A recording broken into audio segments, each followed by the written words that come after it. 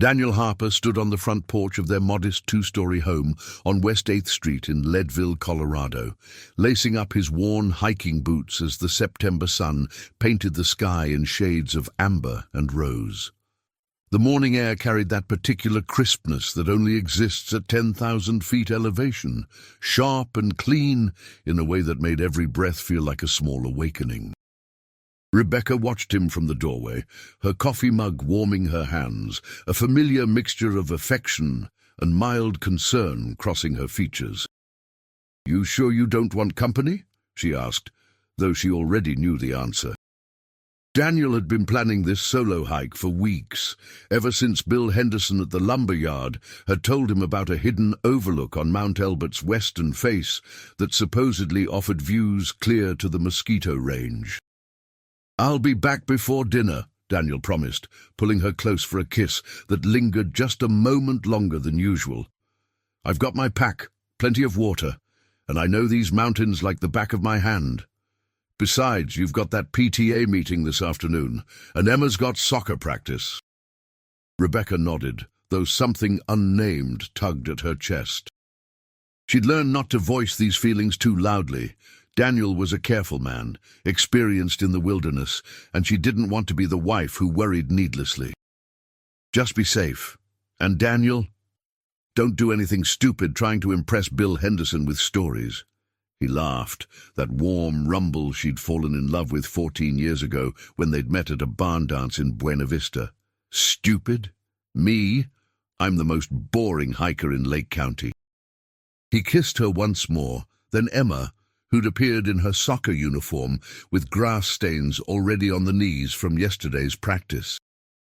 "Love you, pumpkin. Score a goal for your old man."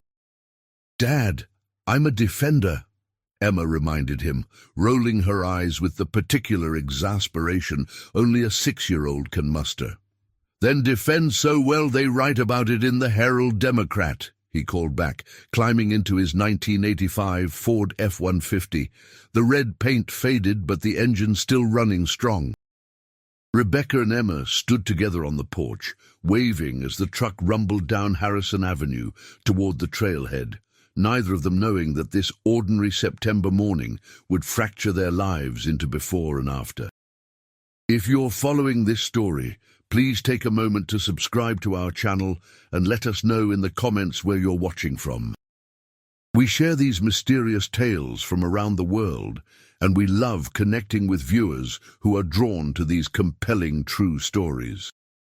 Daniel reached the North Mount Elbert trailhead by 7:30 a.m., parking in the small dirt lot where 2 other vehicles already sat, early bird hikers trying to summit before the afternoon weather rolled in. He recognized one truck as belonging to the Martinez family, locals who ran the hardware store on Harrison. Good people. He scribbled a quick note about his planned route up the standard trail to about 13,000 feet, then bushwhacking west toward the overlook Henderson had described, and tucked it under his windshield wiper.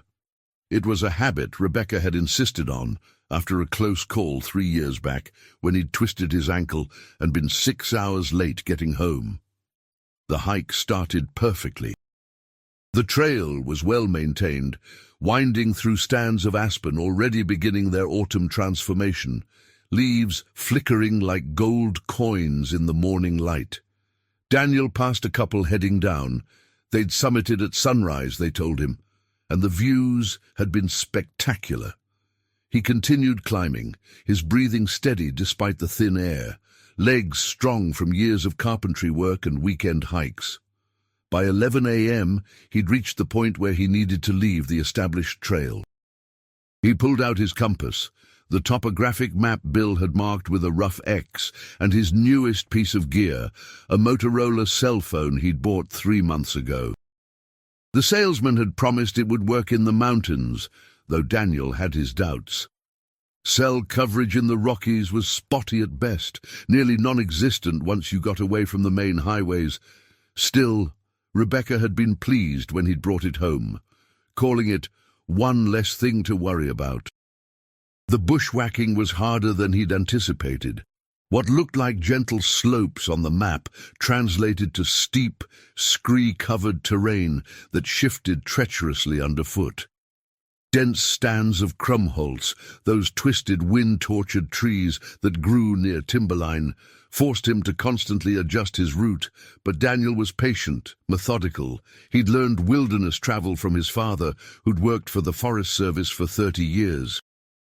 "The mountains don't care about your schedule," the old man used to say. "You move at their pace, not yours."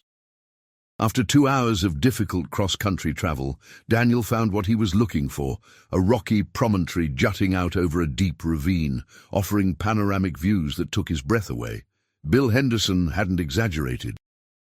From here, Daniel could see the entire sweep of the Sawatch Range, the Arkansas River Valley spread out like a map below, and far to the east, the faint outline of Pikes Peak. He sat on a flat boulder, ate his sandwich, and felt that particular satisfaction that comes from reaching a place few people ever see. The mistake happened on the descent. Daniel spotted what looked like an easier route down to the ravine floor, where he could intersect with a game trail that would lead him back toward the main hiking path. The slope was steep but manageable, and he had rope. He'd done this kind of descent dozens of times.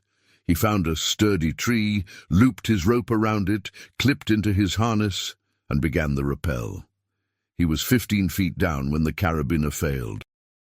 Later investigation would reveal it was a manufacturing defect, a hairline crack in the metal that had been invisible to the naked eye. The gate simply opened under his weight, and suddenly Daniel was falling, the rope sliding uselessly through his hands as he scrabbled for purchase on the rocky slope. The fall lasted only seconds, but felt eternal. Daniel hit the ravine floor hard, his right leg snapping with an audible crack that echoed off the stone walls. He rolled, trying to protect his head, and came to rest against a cluster of boulders. For a long moment he couldn't breathe, his diaphragm frozen in shock. When air finally rushed back into his lungs, it brought pain so intense that black spots danced across his vision. "Okay," he gasped aloud, trying to calm himself. "Okay, assess the damage." His right leg was definitely broken. He could see the unnatural angle of it. Bone pressing against the skin, but thankfully not breaking through. His back screamed with pain, and moving sent white-hot agony shooting through his lower spine. Ribs, too, probably. He touched his head, found blood, but not too much. The pack had partially cushioned his fall, but now it was wedged beneath him, contents scattered. Daniel tried to stand, managed only to trigger waves of nausea and pain so severe he vomited into the dirt. "Help!" he shouted, though he knew he was far from the main trail. "Help! Someone!" His voice echoed back to him mockingly, swallowed by the vast indifference of the mountains. The phone, Rebecca's voice in his memory, one less thing to worry about. With trembling hands, Daniel pulled the Motorola from his jacket pocket. The screen was cracked but still working. He dialed 911, pressed the phone to his ear, and heard nothing, no signal. He tried again, moving the phone, pointing it in different directions, as if he could somehow catch a stray tower signal from the valley below. Nothing. "Come on," he pleaded, hitting redial over and over. The phone's battery indicator showed 3/4 full, plenty of power. But out here in this remote ravine, power meant nothing without a signal. He tried calling Rebecca directly, their home number, even Bill Henderson. Every attempt met with the same silence, the same no-service message blinking on the cracked screen. The afternoon sun climbed toward its zenith, and Daniel took stock of his situation with the clarity that sometimes comes with crisis. He was injured badly enough that walking was impossible. He was off the main trail in terrain that even experienced searchers might miss. He had water, his bottle had survived the fall, and some energy bars, but probably not enough to last more than a few days. And night was coming, with temperatures that could drop below freezing at this elevation in September. He tried calling for help again, shouting until his throat was raw. In the distance, he thought he heard voices, other hikers on the main trail perhaps, but they were too far away, and his voice, weakened by shock and pain, couldn't carry the distance. The phone remained stubbornly silent, its useless bars showing zero service, zero hope. As the shadows lengthened, Daniel pulled out the small notebook he kept for recording trail conditions and distances. His hands shook as he opened to a blank page. If he didn't make it, and he had to consider that possibility seriously now, he wanted Rebecca and Emma to know what had happened, to know he'd tried, to know he loved them. "My beautiful Rebecca," he wrote, the pen trembling across the page. "If someone finds this, I need you to know I didn't suffer. I was stupid and I fell, but I'm okay. I'm going to be fine. Someone will find me soon, but just in case, I love you more than I ever found the words to say. You made every day better just by being in it. Tell Emma I'm sorry I missed her soccer game. Tell her Daddy loves her more than all the mountains in Colorado." He wrote until darkness fell, and he could no longer see the page. Then he tried the phone again, that pathetic ritual that would become his companion for the coming days. Dial, wait, hope, fail. The battery indicator showed half now. He'd have to conserve power, but he couldn't stop himself from trying every few hours. What else could he do? The first night was the worst. Daniel had no shelter, no sleeping bag, just his jacket and the slowly cooling stones of the ravine. The temperature dropped into the 30s, and he shivered violently, unable to even curl up properly because of his broken leg and damaged back.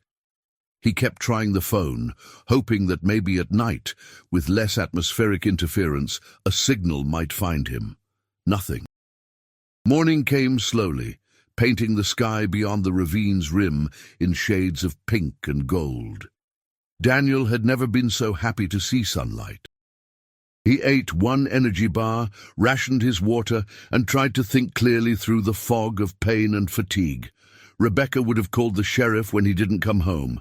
Search and rescue would be looking for him. His truck was at the trailhead with that note about his route. They'd find him. They had to. He heard helicopters around midday, the distinctive thwack-thwack of rotor blades echoing through the mountains. "Here!" Daniel screamed, waving his arms despite the agony it caused. "I'm here, down here." But the ravine was deep and narrow, overhung with rock and twisted pines, hidden from aerial view. The helicopters passed over without seeing him, their sound fading into the distance, leaving only crushing silence behind. That second day, Daniel heard searchers on the slopes above him. He could make out voices calling his name, could hear the sounds of people moving through the brush. "Rebecca," he whispered, knowing his wife would be up there, leading the search, refusing to give up. He tried to shout, but his voice was failing, his throat damaged from the cold night and constant yelling. The sounds moved away, the searchers following a different line, and Daniel wept with frustration. He wrote more in the notebook that day, entries that grew darker as hope began to fade. Day 2, heard searchers but couldn't make them hear me. Leg is bad, fever starting. Still trying the phone every hour, battery at 1/3. "Rebecca, if you're reading this, please know I tried so hard to come home to you. I can picture you and Emma at the house, and it breaks my heart that I'm so close but can't reach you." By the 3rd day, infection was setting in. Daniel could feel it, the heat spreading through his broken leg, the red lines creeping up toward his knee. His back pain had become a constant, grinding agony that made every breath an effort. He was rationing water carefully, but he'd run out of food. The phone battery was down to 1/4, but he couldn't stop trying it, that pathetic hope that maybe, somehow, this time would be different. The search sounds grew fainter on the 4th day. He understood what that meant. They were expanding the search area, which meant they hadn't found any sign of him near the trail. He was becoming a ghost, vanishing into the statistical pool of hikers who disappear in the Rockies every year, their bodies sometimes found years later, sometimes never. "Day 4, he wrote, his handwriting deteriorating. "Infection bad. So thirsty. Phone almost dead. I can hear Rebecca's voice in my head telling me not to give up. I'm trying, baby. I'm trying so hard. Tell Emma about the mountains. Tell her they're beautiful, but you have to respect them. Tell her about the view from that overlook, how the whole world spread out like God's own painting. Tell her I was thinking about her when I fell. Tell her I love her." The 5th day brought delirium. Daniel drifted in and out of consciousness, dreaming of home, Emma's laughter, Rebecca's hands braiding bread dough at the kitchen counter, the smell of sawdust in his workshop. He woke to find he'd tried to call 911 17 times while barely conscious, the phone's battery now in the critical zone. In a moment of clarity, he turned it off to preserve what little power remained. Maybe if someone found him, the phone could tell them something, could help somehow. It was a thin hope, but it was all he had left. On what he thought might be the 6th day, time had become fluid, unreliable. Daniel wrote his final entry. His hands could barely hold the pen, and the words wandered across the page like drunk men stumbling home. "So cold. Can't feel leg anymore. Maybe that's better. Phone is all I have left of the world out there. Tried one more time. Nothing. Rebecca, I'm sorry I was stupid. Sorry I won't see Emma grow up. Sorry for everything I didn't say when I had the chance. Love you. Love. So cold." He meant to write more, but his hand stopped working, the pen falling from fingers that no longer responded to his commands. Daniel Harper lay in that ravine, looking up at the strip of sky visible between the rocky walls, and thought about all the things he'd miss. Emma's first date, her graduation, walking her down an aisle someday. Rebecca's hair going grey, the laugh lines around her eyes deepening, growing old together, sitting on that same porch where they'd kissed goodbye. The phone lay beside him, powered off, still clutched loosely in his hand. Even in death he couldn't let it go. It had been his only connection to home, his last hope, and some part of him held on to it like a talisman, a prayer that would finally be answered, though not in the way he'd hoped.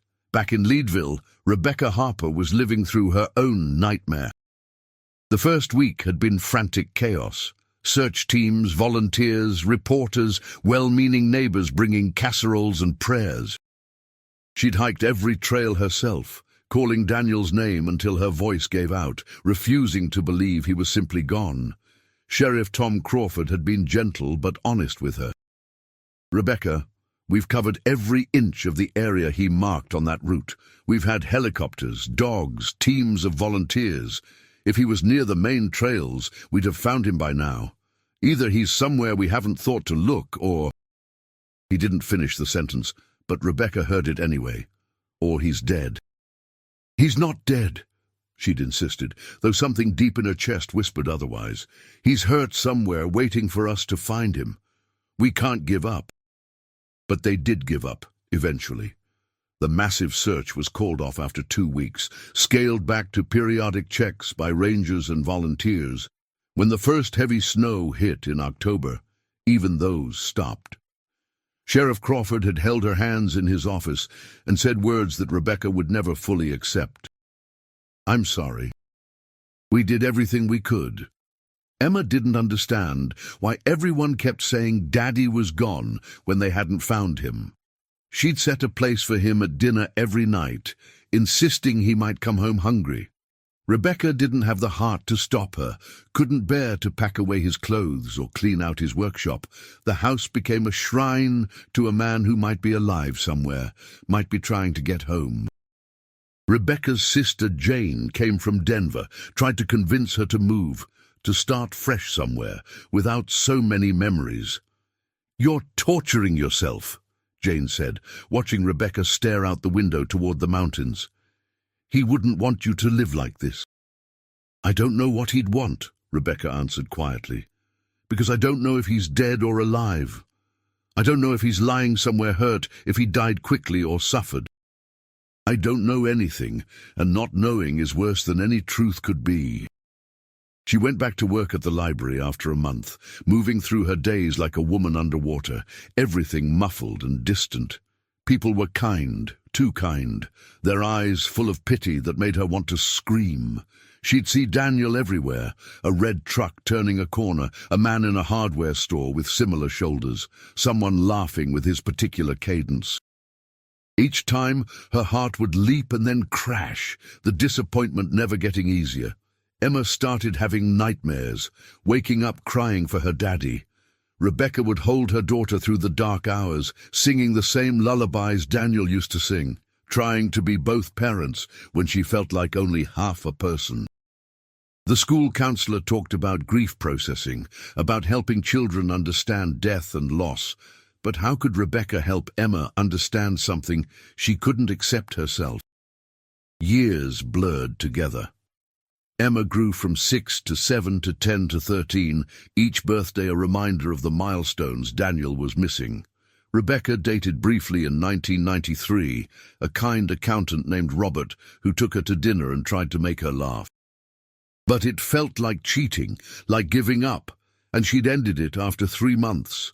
How could she move on when Daniel might still be out there, might somehow need her? The workshop remained untouched. A time capsule from September 1989. Sawdust still covered the workbench. The rocking chair Daniel had been building for Emma's future children sat half-finished in the corner.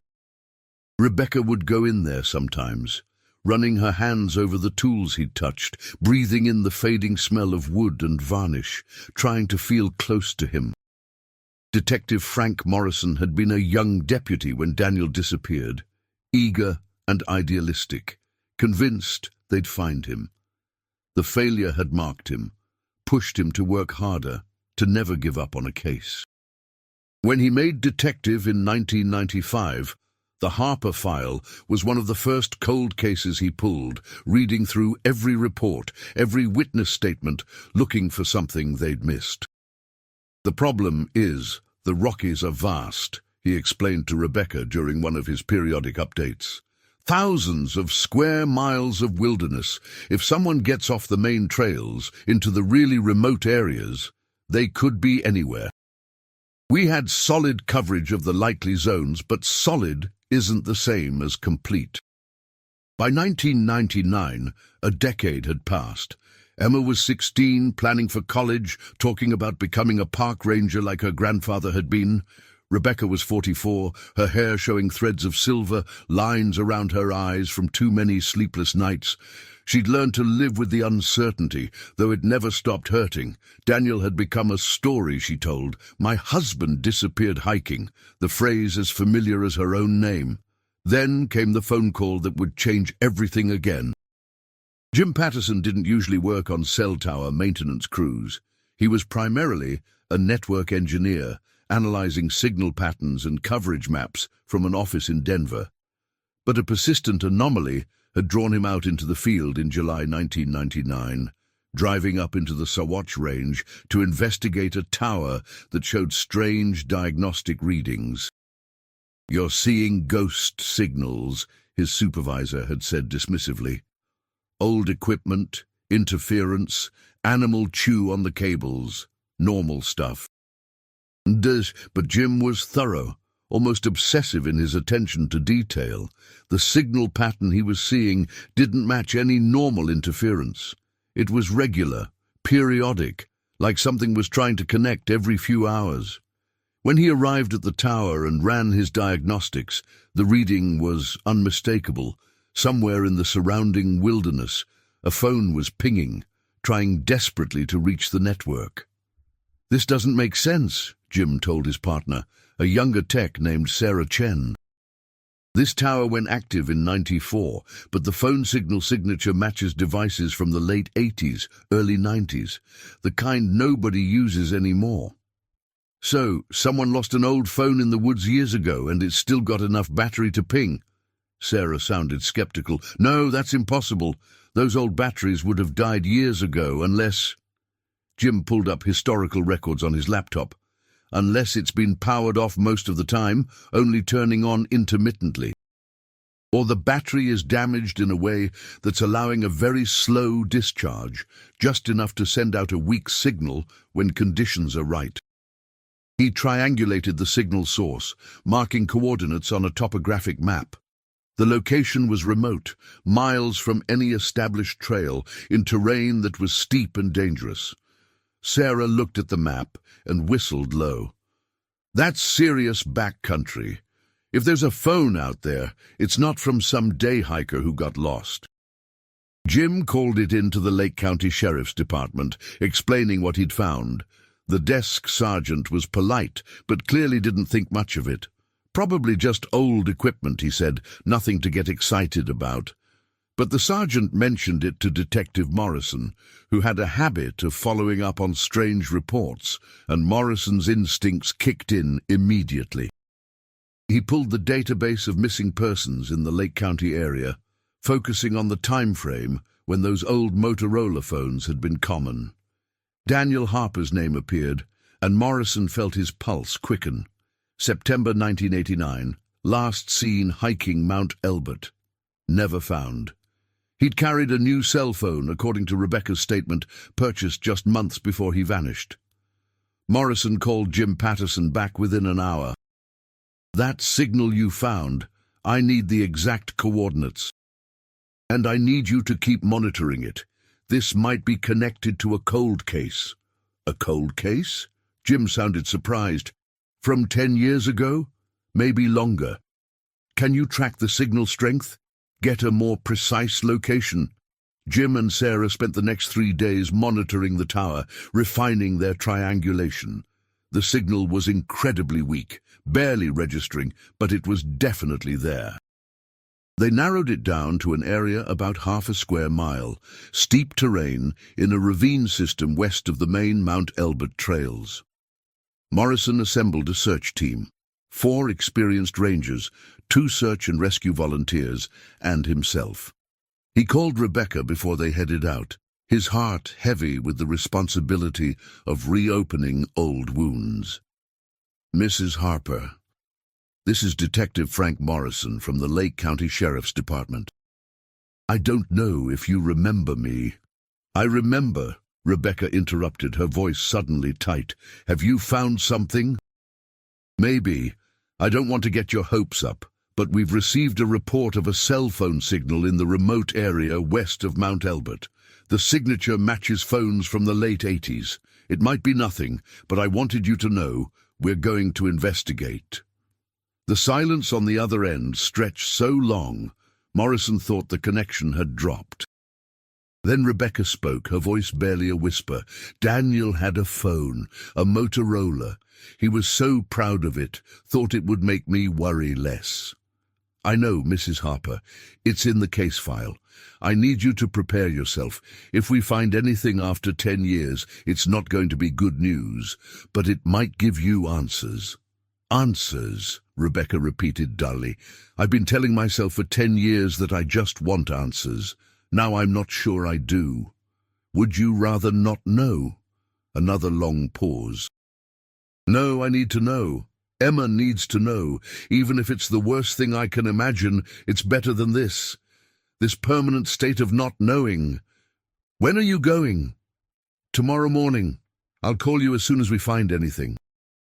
The search team assembled at dawn on a Wednesday in late July, the weather perfect for mountain travel, clear skies, mild temperatures, minimal afternoon thunderstorm risk. Morrison carried a GPS unit, programmed with the coordinates Jim Patterson had provided, along with detailed topo maps and satellite photos of the area. The hike-in was brutal. They left the main trail around 9 a.m., bushwhacking through dense crumholds and across scree fields that shifted treacherously underfoot. Morrison understood immediately why the original search hadn't found Daniel. This terrain was nightmarish, the kind of country that even experienced hikers avoided. If Daniel had come out here alone, off-trail, he'd been taking serious risks. Look for anything unusual, Morrison instructed the team. Clothing, equipment, disturbed ground. After 10 years, there won't be much left, but there might be something. They spread out in a search line, moving slowly through the difficult terrain. The ravine system Jim had identified was deeper than the map suggested, with multiple branches and dead ends. Morrison found himself imagining Daniel out here alone, injured, trying to call for help on a phone that couldn't connect. The image was haunting. It was Ranger Mike Valdez who spotted it first, a flash of fabric wedged under a rock overhang, partially covered by a decade of accumulated pine needles and debris. "Morrison, over here!" The team converged on the location, and Morrison felt his stomach drop. Human remains, definitely, though not much more than bones now. The clothing was weathered but intact, a blue jacket, jeans, hiking boots, and clutched in the skeletal hand, impossibly, a cell phone. "Jesus," breathed Sarah Chen, who'd accompanied the team to verify the signal source. "He's been here the whole time." Morrison knelt carefully, documenting everything with his camera before touching anything. The scene told a story. The rope still attached to the harness, the failed carabiner lying nearby, the backpack wedged between boulders. Daniel Harper had fallen, been injured, and crawled or dragged himself to this sheltered spot. Then he'd waited for help that never came. The phone was a Motorola, exactly as described in the case file. Its plastic case was cracked, weather-damaged, but somehow intact. Morrison picked it up with gloved hands, feeling the weight of it, the tragedy contained in this small piece of technology. He tried to power it on, but the battery was finally completely dead. "This is what's been sending the signal?" he asked Sarah. She scanned it with her equipment, nodded. Intermittently, yes. The battery must have been failing slowly over the years, occasionally holding just enough charge to attempt a connection. Every time the tower powered up for maintenance or upgrades, this phone would try to reach out. It's been calling for help for 10 years, and nobody heard it until now. Morrison found the notebook in the backpack, protected by a plastic bag Daniel had wisely sealed it in. The pages were damp but readable, covered in handwriting that grew progressively more desperate and illegible. He read the first entry, "My beautiful Rebecca," and had to step away, his professional detachment cracking. The recovery took most of the day. They documented everything, photographed the scene from every angle, collected all of Daniel's belongings. The medical examiner would do a formal analysis, but Morrison could already see the broken leg bone, could imagine the internal injuries that had prevented Daniel from climbing out of the ravine. He'd survived the initial fall, but been too injured to save himself. As they prepared to carry Daniel's remains out of the mountains, Morrison stood at the edge of the ravine and looked up at the strip of sky visible above. From the main trail, even from helicopters, this spot would have been invisible, hidden by the rock overhang and the dense tree growth. The original search teams had done everything right, but the mountains were simply too vast, too good at keeping their secrets. The hike out was somber, the team moving carefully with their precious, tragic burden. They reached the trailhead as the sun was setting, painting the peaks in shades of gold and crimson. Morrison called Rebecca from the ranger station, dreading the conversation but knowing it couldn't wait. "Mrs. Harper, it's Detective Morrison. We found him. We found Daniel." He heard her sharp intake of breath. Then a sound that might have been a sob or a laugh, the complicated sound of someone receiving news they've both dreaded and desperately needed for 10 years. "Where? How?" Morrison told her everything, leaving nothing out. Rebecca deserved the complete truth, no matter how difficult. When he got to the part about the phone still trying to connect, still reaching out after a decade, she broke down completely. Morrison waited, letting her cry, wishing he could offer more than just words. "He didn't die right away," Rebecca finally said, her voice thick with tears. "He was alive out there, trying to call home, and I was sleeping in our bed, thinking he'd just gotten lost. Frank, he was so close. If the phone had worked, if someone had found him even a day earlier. You can't think that way, Mrs. Harper. There was nothing you could have done differently, nothing anyone could have done. It was just a terrible accident in difficult terrain. Can I see him? Can I see where he was? Eventually, yes. But Rebecca, you need to understand, after 10 years in the elements, there's not much left. The Daniel you remember, the man you loved, that's how you should remember him. I want to see the notebook. You said he wrote to us. You can have it, absolutely. It's evidence for now, but once the investigation is closed, it's yours.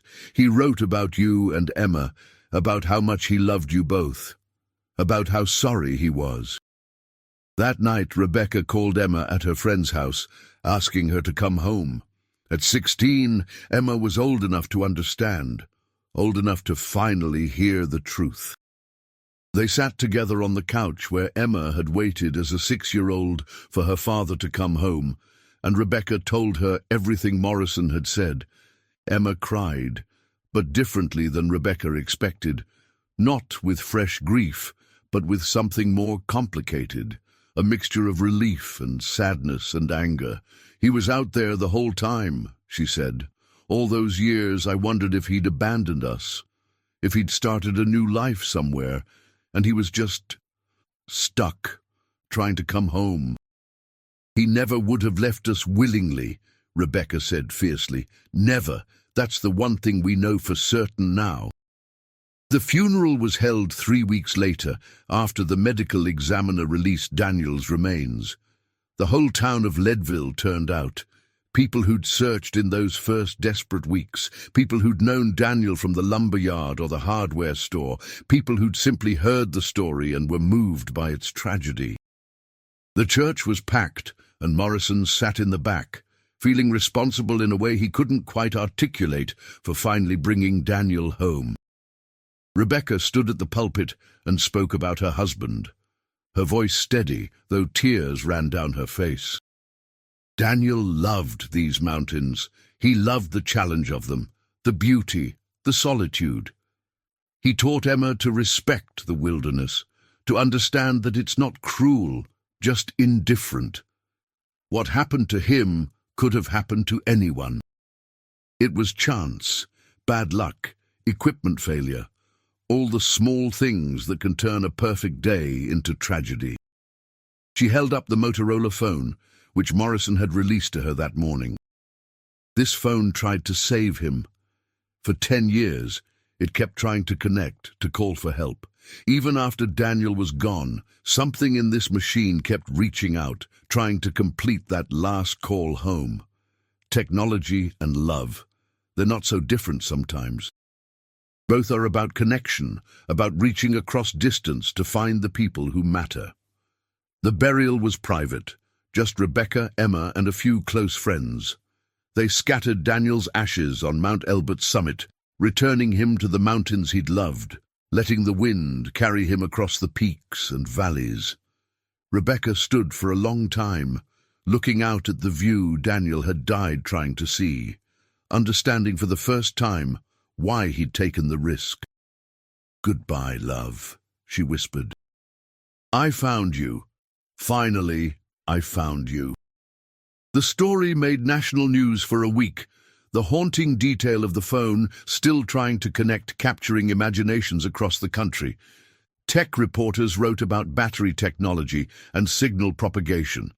Hiking magazines discussed wilderness safety and equipment failure, but for Rebecca and Emma, it wasn't a story.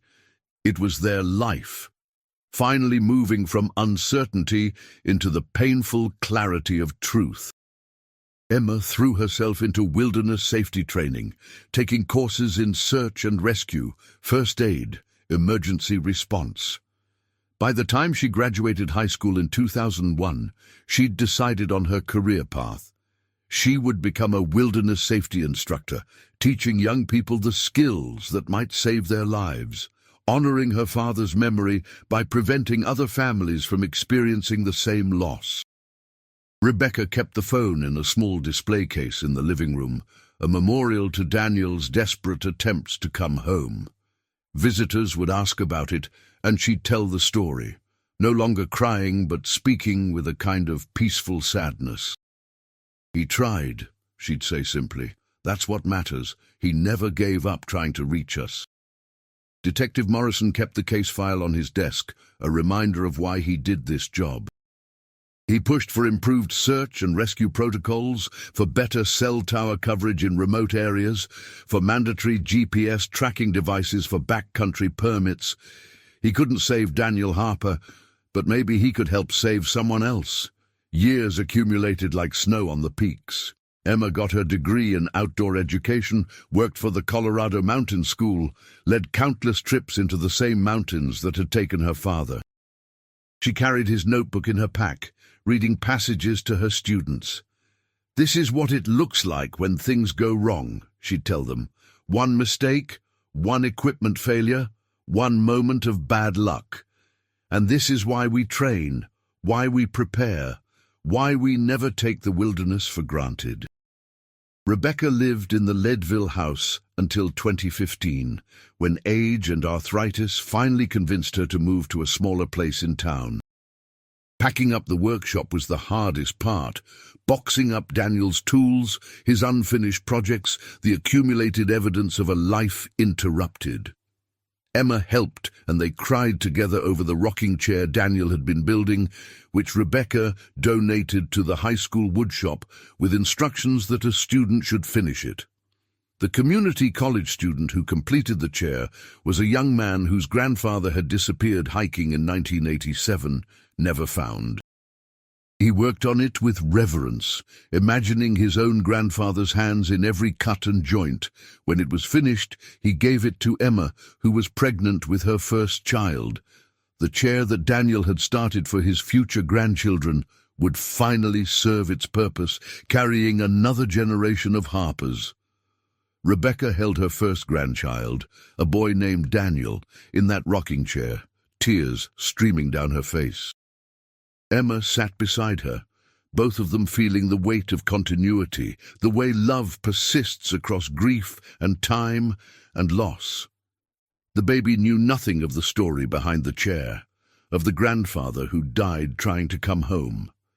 But he would learn, as he grew, about the man whose name he carried, about the phone that kept calling across the void between life and death. In 2018, the Motorola phone became part of a traveling exhibit on wilderness safety and technological evolution. Museums across Colorado displayed it alongside Daniel's story, and thousands of people stopped to look at this ordinary object that had become extraordinary through its futile persistence. Children pressed their faces against the glass case, asking their parents what it meant when something keeps trying even after hope is gone. Rebecca visited the exhibit when it came to Denver. She stood in front of the case for a long time, looking at the phone that had defined the last decade of Daniel's life and the first decade of her widowhood. An elderly man stood beside her, reading the placard that told Daniel's story. "That's a sad tale," he said quietly, "but beautiful too, in a way. Love doesn't give up, even when everything else does." Rebecca smiled, though her eyes were wet. "That's my husband. That was his phone. And you're right. He never gave up trying to reach us. Even when it was hopeless, even when every logical thought said the phone wouldn't work, he kept trying. That's love." The man turned to her, surprised and moved. "I'm so sorry for your loss, but thank you for sharing his story. My grandson is about to start hiking these mountains, and I'm going to tell him about this, about being prepared, about letting people know where you're going. One story like your husband's could save someone else." "That's what I hope," Rebecca said. "That's all any of this can mean, that Daniel's death helped someone else live." Detective Morrison retired in 2020, his career bookended by the Harper case, the unsolved mystery that haunted his first years on the force, the successful resolution that defined his time as lead investigator. At his retirement party, he told the story of the phone signal, of how technology and persistence had finally brought a lost man home. "We don't solve every case," he admitted. "The mountains keep their secrets well, but every now and then something breaks through, a signal in the darkness, a voice reaching across time." Daniel Harper called for help for 10 years, and eventually someone finally heard him. That's what we do in this job. We listen for those calls, and we try to answer even when the odds are impossibly long. Rebecca Harper died peacefully in her sleep in March 2023 at the age of 78. She'd lived 34 years as Daniel's widow, longer than the 14 years she'd been his wife. But those 14 years had defined everything that came after: the waiting, the searching, the grief, the eventual acceptance. Emma found her mother's final journal entry, written just days before her death. "I dreamed about Daniel last night. Not the young man I married, but the man he would be now, grey-haired and weathered, laugh lines deep around his eyes. We were sitting on the porch, like always, watching the mountains turn purple in the evening light. He took my hand and said, 'I'm sorry I kept you waiting.' I told him it was all right, that I'd found him, that everything was all right now. When I woke up, I felt peaceful for the first time in years. Maybe soon I won't have to wait anymore." Emma scattered her mother's ashes beside her father's on Mount Elbert, reuniting them in the high country that had defined and destroyed their lives. The ceremony was attended by 3 generations: Emma, her husband, their 2 children, and several students Emma had trained who'd become wilderness professionals themselves. They stood in a circle on the summit, each person sharing a memory or a lesson learned from the Harper family's story. "They teach us that love persists," Emma said, her voice carrying across the thin air. "That even when everything seems lost, we keep reaching out, keep trying to connect." Dad's phone called for 10 years before anyone heard it. Mom waited 34 years to be reunited with him. That's persistence. That's love. That's what we honor when we climb these mountains safely, when we prepare properly, when we respect the wilderness that gives so much and takes so much away. The wind picked up, carrying the mingled ashes of Daniel and Rebecca Harper across the Sawatch Range, scattering them over the peaks and valleys. The same wind that had blown across Daniel as he lay dying, across Rebecca as she waited and searched, across 34 years of grief and love, and finally, peace. The Motorola phone remains in the Colorado Mountain History Museum in Denver, a permanent exhibit now rather than traveling. School groups visit it regularly, and teachers use Daniel's story to talk about wilderness safety, technological change, and the power of hope. The phone's cracked screen has faded over the years, but the placard beside it tells the full story: the fall, the desperate calls, the decade of silence, the final signal that brought Daniel home.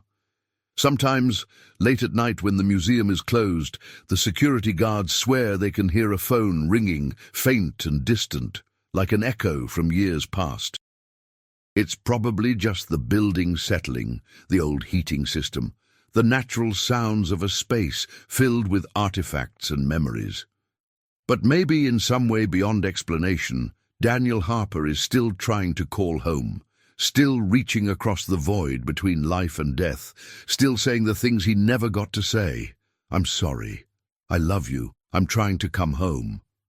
And maybe, somewhere in the eternal now where the dead reside, Rebecca finally answers. Maybe she picks up that call he tried so desperately to make in 1989, and she tells him what she couldn't say for 34 years. "I found you. I never stopped looking, and I finally found you. Come home, Daniel. Come home." The mountains stand eternal and indifferent, keeping their secrets and occasionally, reluctantly releasing them. The Motorola phone sits in its case, silent now, its mission finally complete. And the Harper family story of love and loss, technology and tragedy, persistence and peace continues to echo through the decades, a reminder that even in our darkest moments, we keep reaching out, keep trying to connect, keep calling across the distance that separates us from the ones we love.